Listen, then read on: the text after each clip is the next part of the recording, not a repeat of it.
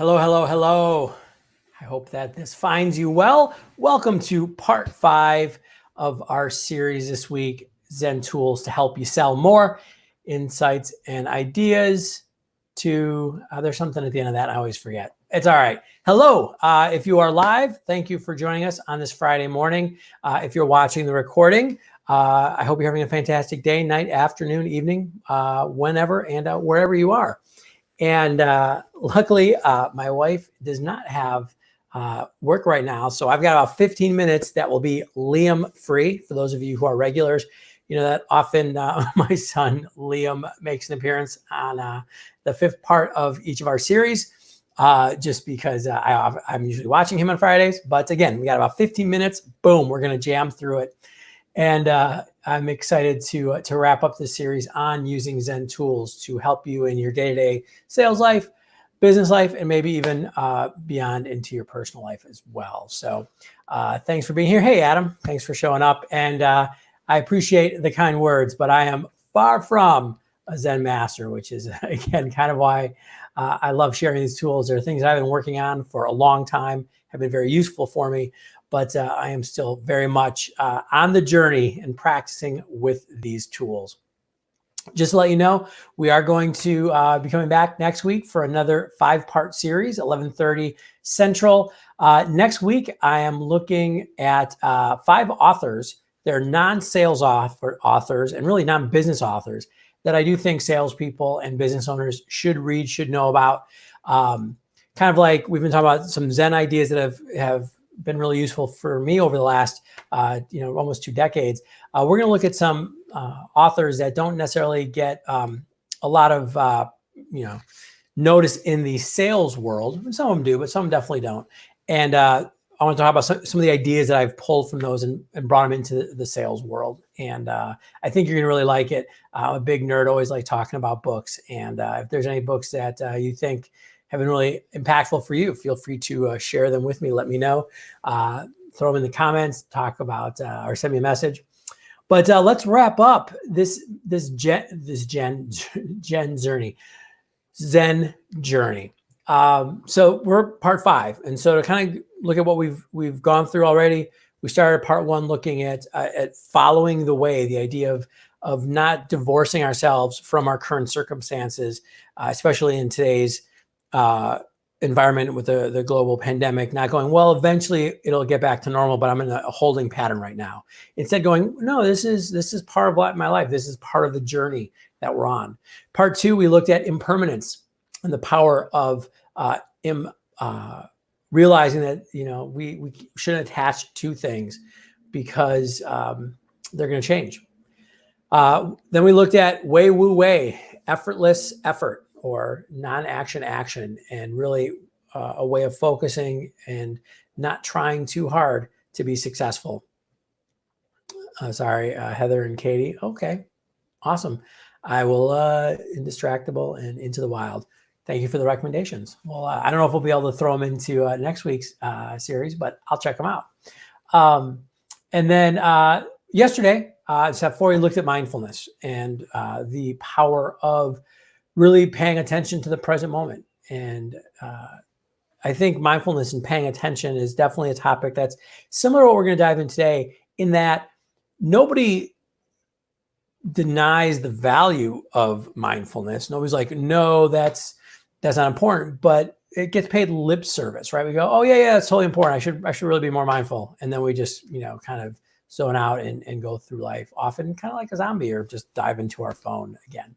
So what we're going to talk about today to kind of wrap things up is a similar concept where I'm going to say this and you'll be like, oh yeah, of course. But I'm going to really challenge you to, over the next couple of weeks, really investigate what it means for you.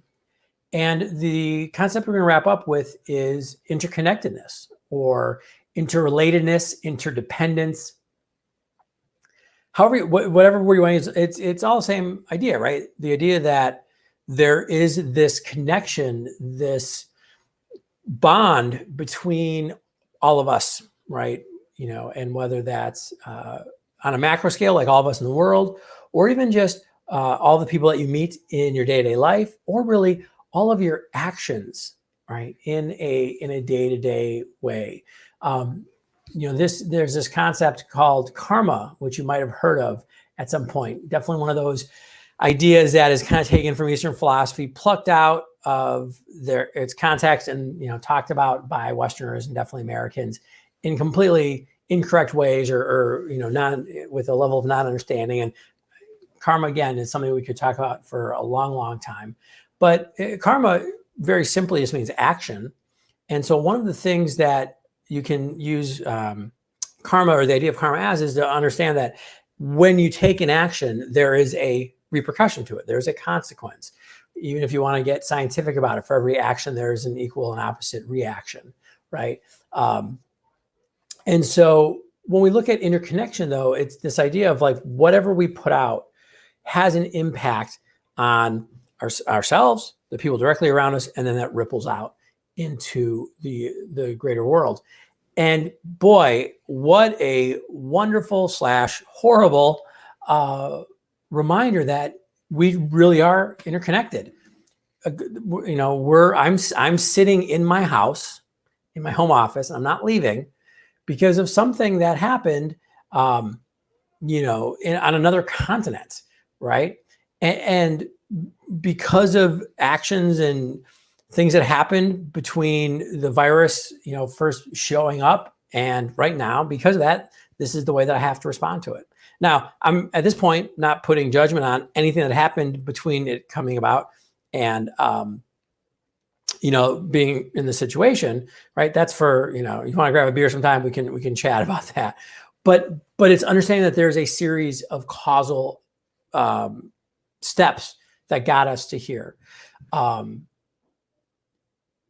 And I think, though, if we can take that lens and then go from the macro to the micro, it becomes really, really valuable. And here's what I mean by that. Not to be, too esoteric about it. What you do, everything you do, has a consequence, has an effect. And often we can't see or understand those. I think one of the biggest things that gets in our way is that we take this idea of karma and we just think it's, good people get good things, bad people get bad things. And I'm sorry, unless you're very naive, that's very much not how the world works, at least on the surface.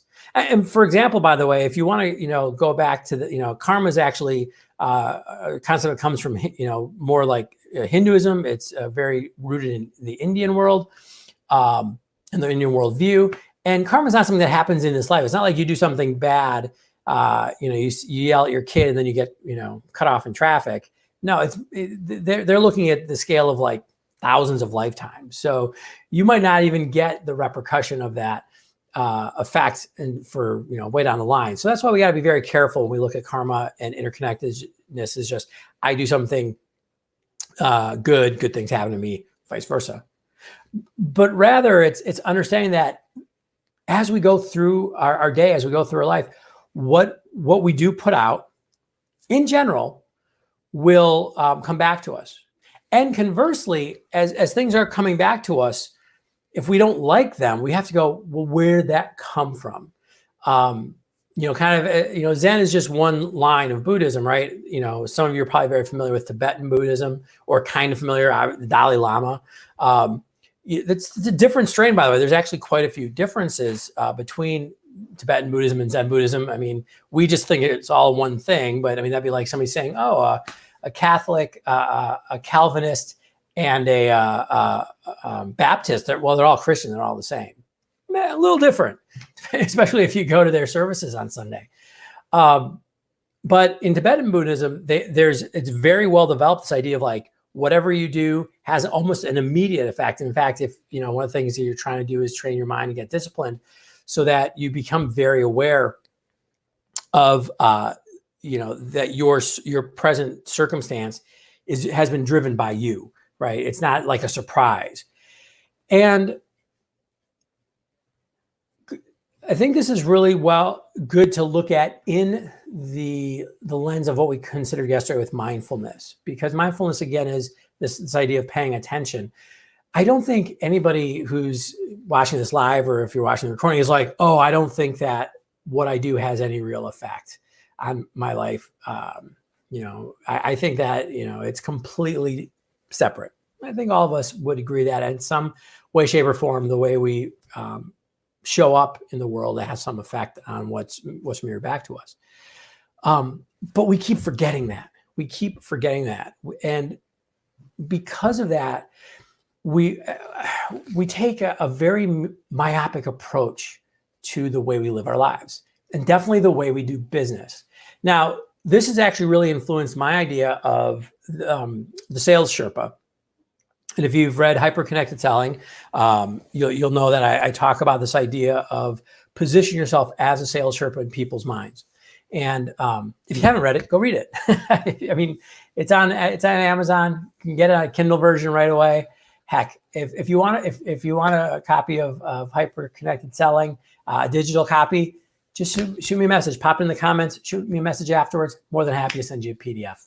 Give you something to do during these long days that we have. But where this idea of kind of being the sales Sherpa stem from a bit is this idea of being interconnected, because one of the things that we can't do is sell in a vacuum anymore. And we used to do that. We used to so let's get really pragmatic. When I started out selling Cutco knives, wasn't a well-known product line. You'd literally go and you had 45 minutes to an hour. It was just this discrete unit of time. You had the chance to influence. Nice, Katie. Thank you. Appreciate the support.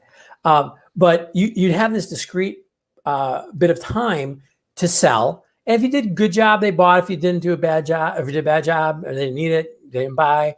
And if you were kind of a jerk or something, there's nothing really they could do about it, right? If you were pushy, there's not really, they just be like, go away, I don't like that person, or it didn't matter.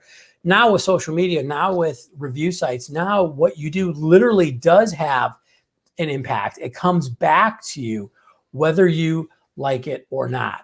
And so we now have kind of this reminder that we are, very interconnected with each other. And I think it can be very obvious to us in, kind of, as I said, like the sales situations and the way that we treat our prospects, the way we treat our clients, the way we treat ourselves.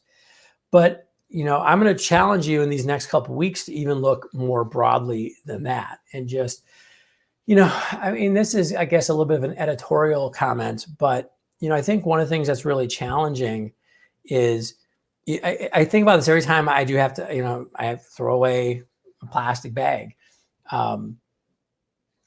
We don't see that plastic bag wherever where it goes afterwards. Like if we had to have just a big pile of garbage out in the back of our house, we'd be much more cognizant, I think. And this is it's a very American problem and challenge. It is a problem and challenge, but we don't see it, right? So we go, oh, that we might see a picture on Facebook or something like, oh yeah, the plastic in the oceans, that's bad, but there's no oceans in Chicago. So we don't see it. And so we don't necessarily make the decision not to buy more plastic. Or, something that's really become important to me is that I want to make sure that we grow some of our food. By the way, I've got 4 pepper plants or 6 pepper plants. I'm not a big farmer quite yet. But as my son gets older, I want to be like, this is actually where food comes from. It's not just some magic thing that shows up at the grocery store. And so sorry, that was kind of an editorial comment there, but I think that actually does a disservice just into how the business side of this works, as far as understanding where our leads come. If you work in a larger sales organization, it's funny, marketing and sales will often be at odds in most sales organizations, which is stupid. Let's just call it stupid. Both organizations are there for the same purpose, right? Share the word, bring clients in, get new customers. But they'll often bicker like siblings. But if you can understand, hey, we're all connected. So if I'm in sales, the marketing team, it's not just, oh, I want them to help me because I want them to help me and I'm selfish. It's because my success is their success. And my success is their success, is our customer's success, is the success of people that aren't even our customers, right? When you start to broaden that network, the vantage point you have of your network, I mean, it sounds a little kind of tree huggerish. I get it. But when you can, the more you can make yourself see that, you go through the world differently. Sorry. So Adam, that's a really good question. So Adam had asked, is the analogy to karma kind of like a pay it forward principle? I kind of. Here's the one thing I would suggest about all of this, though. If you, and this is actually something that's really important in Zen and a lot of strains of Buddhism, even into some of the other Eastern philosophies, intention is really important. So the reason why you do something, right? That's why, like in Buddhism, for example, there's no hard and fast commandments like there are, for example, in Christianity. It's like, you shouldn't do that. It's like, here's something you should really avoid, but if you need to, like what it's the idea of, you shouldn't eat meat, but what if your family's starving and the only opportunity you have to get food is to go hunting and kill a deer? And so intention is important. So the idea of paying it forward, the trick, it's a trick. It's something to work towards, is like not to do something just to get it back. Because we also know that too. We also know the self-serving person that really, I'm totally helpful. I'm totally, gonna do this for you, but that they want something in return, right? So that's kind of, I guess the idea of paying it forward is simply not even worrying if it gets paid forward, just to go and show up the right way and do things that are of service genuinely to the world. But yeah, the first step is, if everybody's just trying to pay it forward and doing good things, that's a good first step.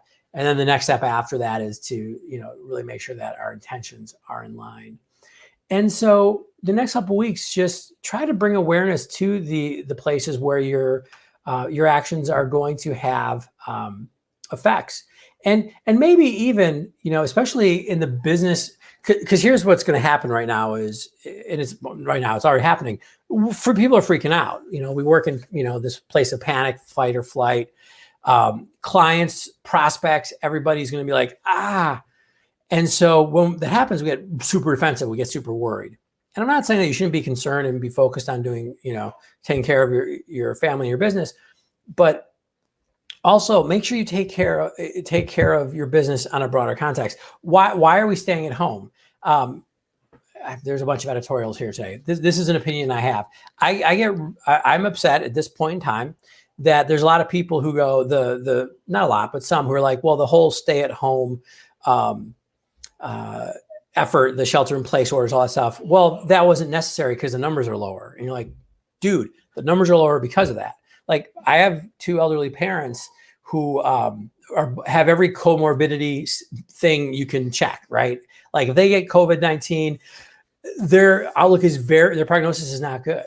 So the fact that we're staying at home and a lot of people are staying at home actually isn't to just benefit us and keep, me or my son from getting sick, but it's to help my parents and everybody else's families, right? And to help people that I don't know. If you can start to look at where you can do that in your business world, and it depends a little bit on what you're doing and what you're selling and all that kind of stuff, but that's really powerful. And my opinion is that's a better way to go through life. It's a good way to exist in the world. But I've also found that what happens in that case is that good things come back to us, right? And so understand that you're not selling in a vacuum. Even right now, you're not acting in a vacuum. Things will be remembered. It's one of the reasons that I'm doing this every day. Part of it's a very selfish thing. Like, it gives me some structure. It's really forced me to get more comfortable with live streaming, which I wasn't. I'm having to write scripts like every day. It's really kind of putting my writing to the test, which I'm grateful for. But also, like, I know that there's something good that I can put out in the world. If something comes back to it, fantastic. And I would not say no to good things that come back, whether it's referrals or in 6 months down the line when somebody's trying to figure out a sales trainer, they're like, oh, I remember this guy doing all these LinkedIn lives. Awesome. But balance with that is just my goal to hopefully give you an idea that you get to implement. It makes your life a little better. It makes one of your clients happier, makes an interaction you have with your spouse or your child or your colleague or coworker a little better. That's the goal. And so look for ways to to acknowledge that interdependence that we do have, because we are not. There's this great story in the United States, especially of the individual,